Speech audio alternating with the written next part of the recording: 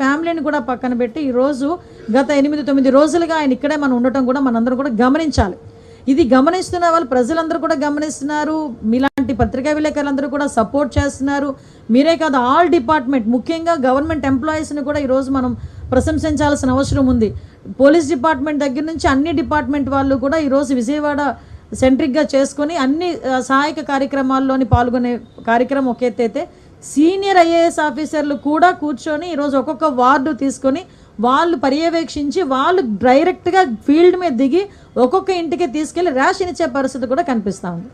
ఇన్ని జరుగుతున్నా కూడా సొంత ఖర్చుతోని ఒక పులిహార ప్యాకెట్ కూడా చేయించి వరద బాధితులకి ఇవ్వలేని జగన్మోహన్ రెడ్డి ఈరోజు ఎక్కడో బెంగళూరులో కూర్చొని లిటరల్లీ చెప్పాలంటే పులిహోర కబుర్లు మాట్లాడుతున్నాడు.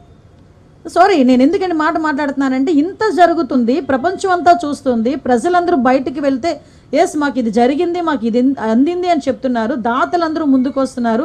సిగ్గుపడాలి. చిన్న పిల్లలు వాళ్ళకి కిడ్నీ బ్యాంక్స్ తీసుకొచ్చుకొని ఇది కూడా మేము ఇస్తామని చెప్పి సీఎం గారి దగ్గరికి వచ్చి వాళ్ళు ఇస్తున్నారు.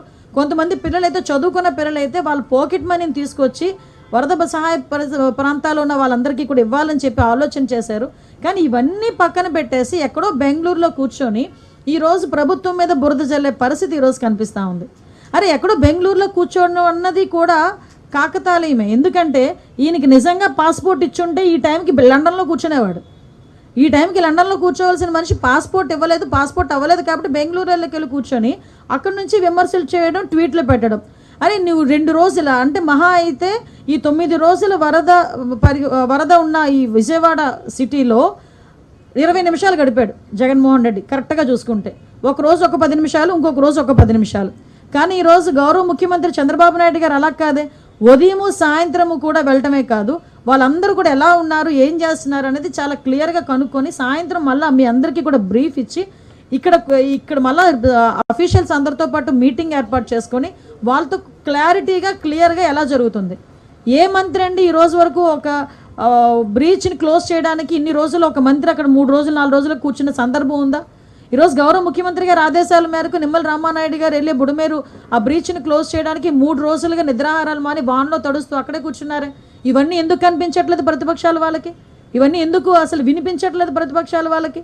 కనీసం ఏదో రకంగా బురద జల్లాలి అని ఒకే ఒక పరిస్థితుల్లోని పేటీఎం బ్యాచ్ని దింపి సాక్షి ఛానల్ని పట్టుకొని నోటుకు వచ్చినట్టు మాట్లాడడం తప్పించి ఏమీ వాళ్ళు చేసే పరిస్థితి అయితే కనిపించట్లే. ఒకటైతే క్లియర్గా ఉన్నాను, ప్రజలందరూ కూడా ఇప్పుడు ఎన్డీఏ పక్షాలు ఉన్నారు. ఎన్డీఏ నాయకులందరూ కూడా ఈరోజు ముందుకు వచ్చి సేవా కార్యక్రమాల్లో పాల్పంచుకుంటున్నారు. రేపటి నుంచి కూడా ఎన్యూమరేషన్ కూడా స్టార్ట్ అవుతుంది. ఎన్యూమరేషన్లో కూడా ప్రజలందరూ కూడా సహకరించాల్సిందిగా ప్రజలందరికీ కూడా నేను కోరుకుంటున్నా.